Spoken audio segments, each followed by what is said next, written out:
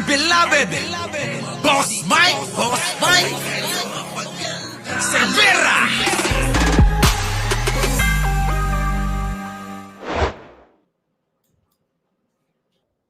2025. Yan si Sir Torre. Ninyo, pero ng video. Ito na ha. Kung inyo maalala, kumalat ang mga fake news na ito daw si Torre na baril, ito daw si Torre ay na ospital, si Torre daw ay malala, ganon. Fake news po yon mga kababayan ha. Fake news na malala po yon. Yun po ay gawain ng mga DDS, mga kababayan. Yun po, gawain ng mga DDS yon. Ano po? Eto na. Pakinggan ninyo.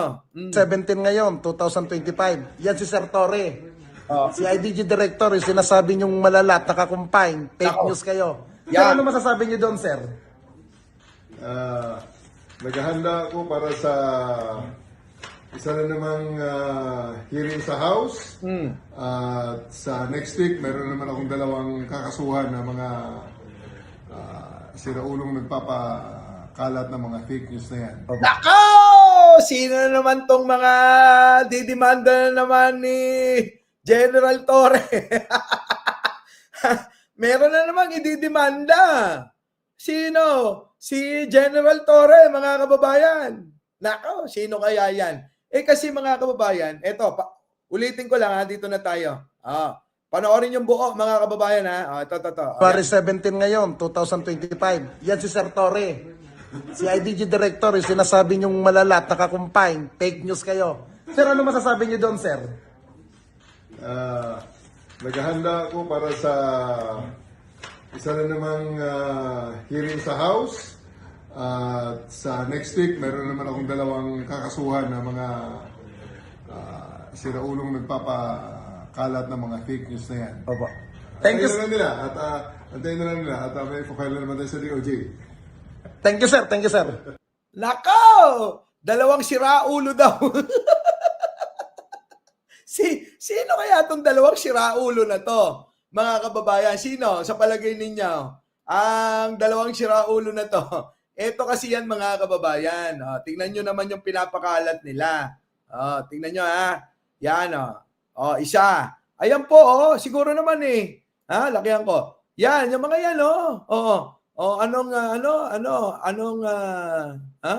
hindi ko na mabasa ang liit. Share. General Torre, karma, gabaan ka, Ayan, yung mga sinasabi, tuta ka ningiwi, sinasabing ganyan. Hindi lang yan, mga kababayan, meron pa. Ayan pa, yung mga pinakalat nila, Ito, tignan ninyo, mga kababayan, Yan pa, dami.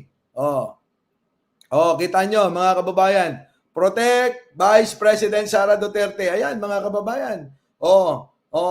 Naalala nyo sa KOJC, sinabi ni Torre, may heartbeat, si Pastor Quiboloy sa ilalim ng compound. Yan, mga yan. Bakit dinala? Bahala na kayo, labo na mata ko sa ospital. Pwede naman dito sa morgue. Kita nyo, mga kababayan? Bakit dinala pa to daw sa Bakit dinala pa to sa ospital? Pwede naman dito sa morgue. Kita nyo? Ganyan gumawa ng fake news itong mga DDS. Kita nyo, buhay na buhay si General Torre. Ayan. Kita nyo, di ba? Buhay na buhay.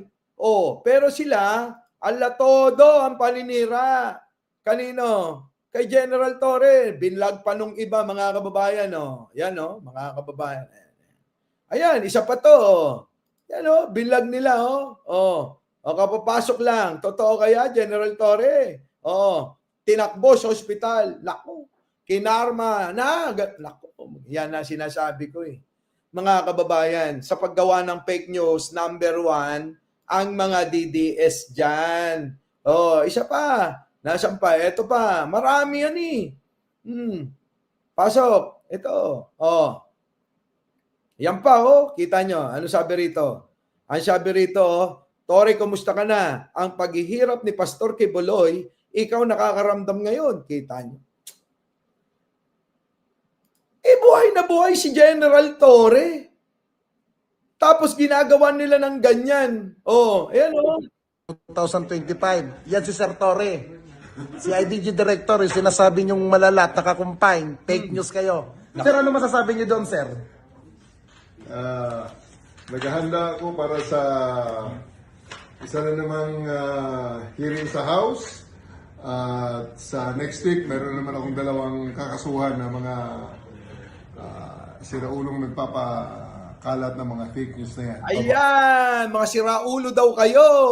Ayun, may kakasuhan daw na dalawang siraulo na nagpapakalat ng fake news. Oo. Ha? Mahilig talaga itong mga DDS talaga mga kababayan gumawa ng fake news sa madaling salita. Ha? Di po ba? Mga kababayan? Yan naman lagi talaga.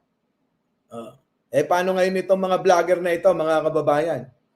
Wala na. Yari na sila. Oo, yari ang mga yan, mga kababayan oh. Direktor ng CIDG, oh. Sino? Si Torre ngayon. Gusto ko nga makita to eh. Sa mga pagbalik ko ng Maynila, makikipag-meeting nga ako kay General Torre. No, nandiyan ba si Nino? Nino, samahan mo ako alam ko naman malakas ka kay General Torre. Bukod sa malapit na kayong magkamukha eh. De, joke lang joke lang. Ninyo, nasaan ka na? Yan po mga kababayan, ang nakalap nating mga balita. Our beloved Boss Mike, Severa.